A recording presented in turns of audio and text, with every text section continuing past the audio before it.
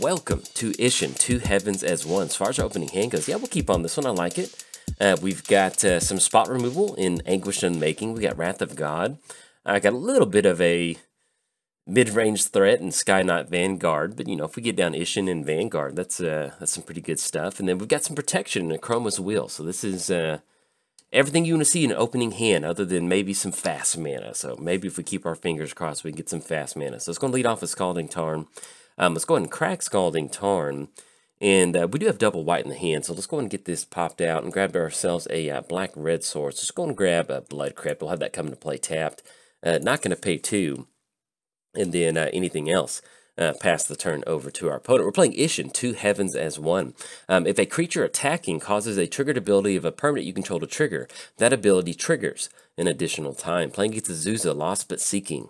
You may play 2 additional lands each turn. So that's, if you know what they're up to, it's getting a bunch of lands on the battlefield if you got your scorecard. Let's go ahead and lead off with, yeah, it doesn't matter, Battlefield Forge. And let's get Vanguard down. Let's get the soldier tokens going. So it's going to be 1-2. And then anything else, kick it over to our opponent. So we did cover both commanders. Let's give a quick shout out to our sponsors, TCG Player. If you go to bit.ly/JoltMTG, that will apply my affiliate link. That'll allow you to get some cards and help support the channel at the same time. So if you do use that link, much obliged. I certainly appreciate it. Let's give a quick shout out to MTGOTraders if you want to play Magic Online, especially Commander. They've got you covered. Let's give a quick shout out to inkgaming.com/Jolt for 10% off of your order. And last but not least, I started a Patreon. So if you'd like to directly support cool content like this, there's a link down in the description below. But if you're keeping score at home, as we're following Isshin around the streets of Kamigawa with some synth stuff, it's officially free time. Let's have some fun. All right, so we're going to go for Isshin. Let's see if this is good. And helps if we tap. Let's go black. There we go. So tap down red, tap down white. Okay, so we're going to get Isshin down. And one of the good things about Isshin is that, you know, it doesn't have to attack to get that ability going. So let's go and get the Vanguard swinging in. It's going to be 2 extra tokens on the battlefield. Yes. I like it. Go. Go, Vanguard. Go. Get the soldier tokens going. So this is going to be swinging in for 3. Knock them down to 37. And then anything else, we'll pass it over to our opponent. So we are actually looking at a pretty good spot. We do have a Chroma's Will. And so with the Chroma's Will, that's going to give us a pretty good option to protect our board state as we invest in it pretty heavily. As far as next turn goes, we're looking at Brahmaz or going for Tech Giant. And I think, well, and actually our opponent's not going for Azusa. They must be looking out for spot removal or something like that. So we'll see exactly what we're going to go for. But, yeah, let's see. Let's get into the battlefield tapped if we go Fabled Passage. So let's drop in Den of the Bugbear. Oh, excuse me, that enters the battlefield tap too, no matter what. And we still have Anguished Unmaking. Yeah, I guess we just push in with the crew. And actually, we'll go Brahmaz. Yeah, I like that. We could leave up Anguished Unmaking, but I like getting down something for next turn. This does kind of cut us off our Wrath of God line of play that we're going for. But maybe we can sequence a Chroma's Will with the Wrath of God somehow. So let's go and swing it with the entire crew. Base, we're looking at, yeah, let's get those extra tokens going. And if we can get Brahmaz swinging in next turn, that's going to be a lot of tokens. All right, so we got the crew swinging in. That's going to knock our opponent down pretty far. Should knock him into the 20 range. Yeah, 29. And then anything else, pass the turn to our opponent. So there we go. But yeah, so we've got Tech Giant for next turn if they don't really deploy anything else out. We are getting to the point now to where we might just leave up Anguished Unmaking to just kind of stop whatever they've got going on. If you haven't played against Azusa, most of the typical Azusa builds tend to just be ramp, and then get some Titans down. Not Titans, but get some Eldrazi down. And that's pretty much the name of the game. So we'll see what sort of stuff our opponents got symboled. But you can see with Isshin, you know, getting down Isshin and just swinging in with something like a Sky Knight Vanguard. Yeah, that's and actually look at that art. Look at those soldier tokens popping down. I love it. All right, so it's going to be Lifecrafter's Bestiary, and that's just going to be 1 mana. Yeah, so I think what we'll do on this one, we'll just get the crew swinging in. So let's see what we draw into Thran Dynamo. Let's drop in Fabled Passage. Let's get the crew swinging in. So we can will, because we do have both. That's going to be Flying Vigilance, Double Strike, and Lifelink. Let's just go and swing in. let's just hold on to Chrome as well, because that's not going to be a one-hit KO, but it might be a one-hit KO with the Chrome as well. So let's go and get the crew swinging in. Let's get these triggers on the stack. All right, and so that's going to be 1, that's going to be 4, 5, 6, 7, 8. That's going to be 11, 12, 13, 14, 15. Actually, that'd be enough if we go Chrome as well. Yeah, I think that's just enough. So let's drop this in. If everybody gets double strike, let's see that. That should be double strike. I think that's enough, actually. It should be 30 damage once we get those Brahma's tokens down. And once we get Isshin down. They've got 1 green mana, so we might run into a fog. But I think that should be enough. Let's see, that's going to drop them down to first strike damage. It's going to drop them down 14, and then we do the secondary damage. There we go, -1. So we get it. Good game to our opponent on this one. We got off to a pretty quick start. Yeah, the Sky Knight Vanguard got it done. But yeah, especially in 1v1, you're going to get matches like this.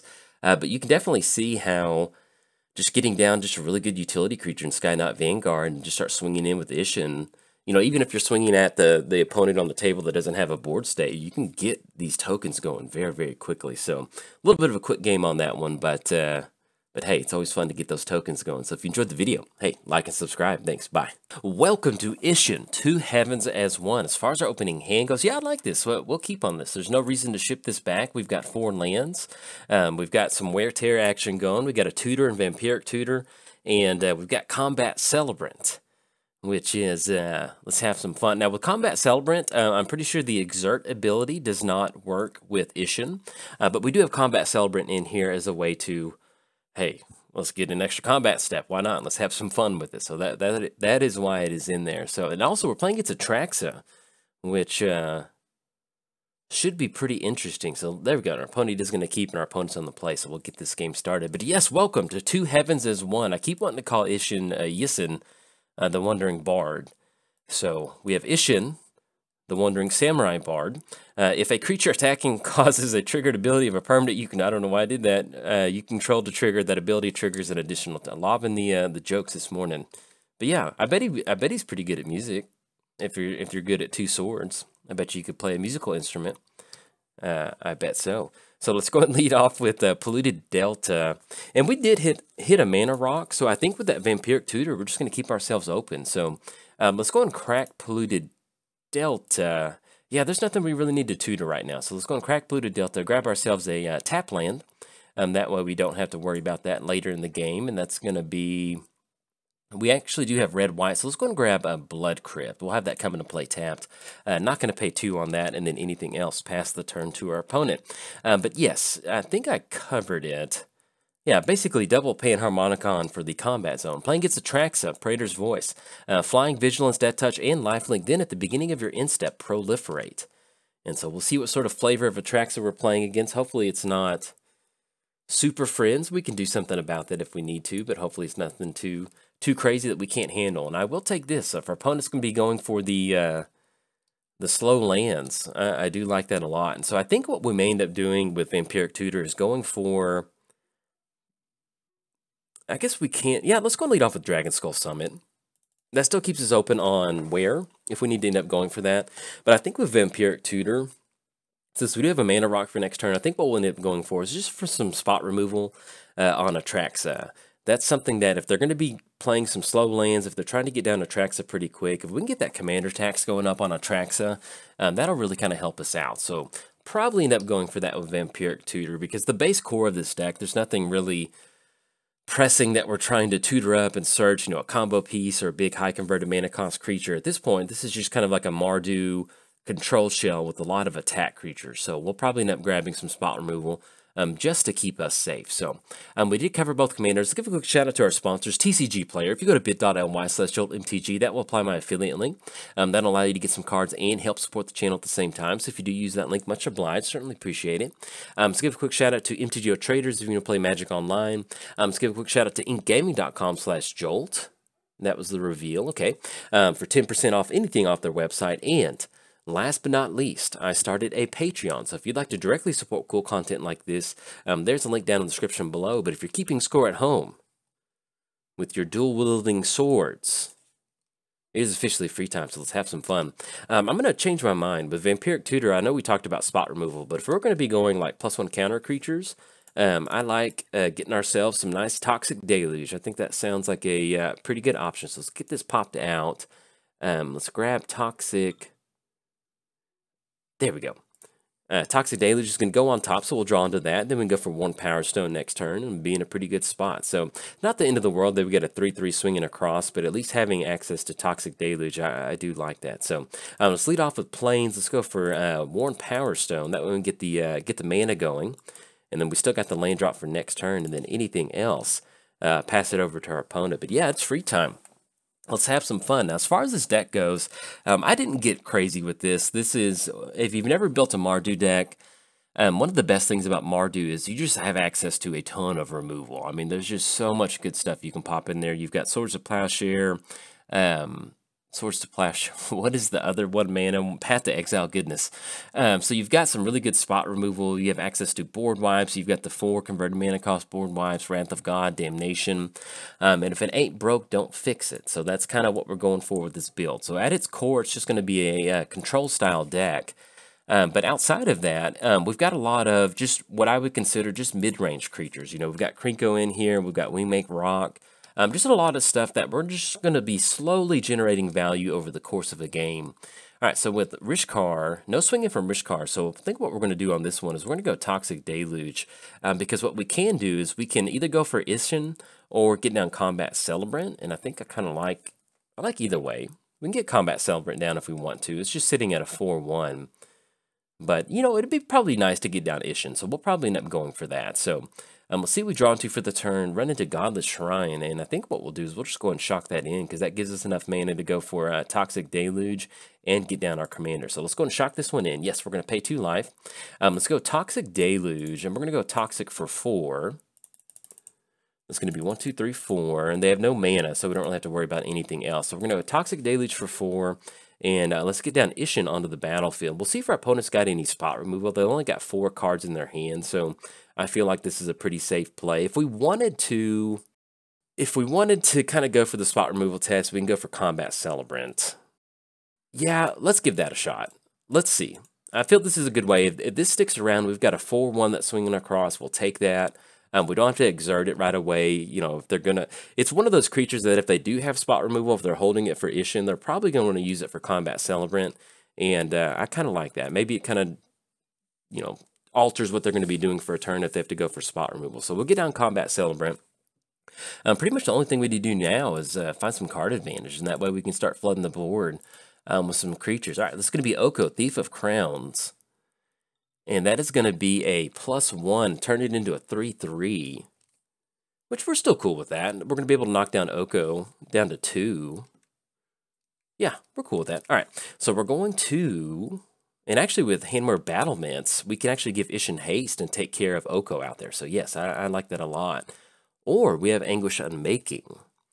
So let's do this. So let's drop in Battlement. And we're going to tap down black, red, and white. There we go. So let's get down Isshin. I like holding on to Anguish Unmaking too. So let's go for the battlements. Target creature gains haste. We're going to go for the red activation. And so let's go and swing in, take care of Oko, and that keeps us open on Anguish Unmaking, which is going to be a wonderful way to deal with Atraxa over there. So all of these creatures attack Oko. There we go. And so it's going to get rid of Oko. And then anything else, we'll kick it back over to our opponent. So we're in a pretty good spot. So if they make the land drop for next turn, they go for Atraxa. That does give us the option to go for Anguish Unmaking. And then we're in a pretty good spot. So anything else, pass it over to our opponent. But yeah, the core of the deck, you can see, you know, I was talking about Path to Exile, but also you have access to a lot of the 3 mana universal removal, which really does give you, it just keeps your game plan wide open as far as having access to stuff like Anguish Unmaking. That really does help out. Now, as far as some of the creatures that we're kind of going for with the extra combat step and different things along those lines, not extra combat step, but that extra triggered ability, I'm just going to go down the list and just kind of list what we got in here. So we have Bramaz in here. We have Mardu Strike Leader and Goblin Rabble Master, Krinko. We've got War Leader, Hero of Bladehold, Wrath of God, Wingmate Rock, Goldspan Dragon. We just have a lot of good stuff in here that's going to allow us to get extra tokens on the battlefield. we're running just enough tokens in here to where maybe we could put Anointed Procession in here, but I decided not to. But you could definitely shift an Isshin deck into Anointed Procession deck and end up with a lot of creatures on the battlefield, a lot of tokens. So it's right on the cusp of it could be an Anointed Procession deck, but since we kind of have so much like good stuff creatures out there in the deck that you know, we're just more focused on removal. I feel like that works out a little bit better. All right, so we got Kiora. And so with Kiora, untap up to 1 target creature and a target land. So at least at this point with Kiora, we don't have to worry about them tapping down any of our creatures. So that's going to be a -2. Reveal the top 4 cards. You may put a creature and or land from among them into your hand, but the rest in the graveyard. So let's see what they end up targeting off of this. So they've got Plague Mirror, which is going to have Infect. You happen on a Glade. So they're looking at a forest. And it looks like they're going to grab Moon Dancer. Whenever you gain life, put a +1 counter on Moon Dancer and Scry and Scurry for 1. So it looks like that's what they're going to grab, Forest and Moon Dancer. But look at these Kamigawa lands. These look really good on Magic Online. I like that. It's going to be hard for me to switch from my old school basics, but I really do like the way those look. All right, it's going to be Moon Dancer entering the battlefield. Since Kiora dropped down to a 2, I don't think we're super worried about that right now. We could send the entire crew in at Kiora if we want. All right, opponent's going to scoop it up on that one, so I'm not entirely sure why they scooped it up. The game's not over yet, but you can definitely see what we're going for in a game like this. Go for some board control with Toxic Deluge, get some good spot removal with Anguish Unmaking, and kind of go from there. But anyway, if you enjoyed the video, like and subscribe. Thanks. Bye.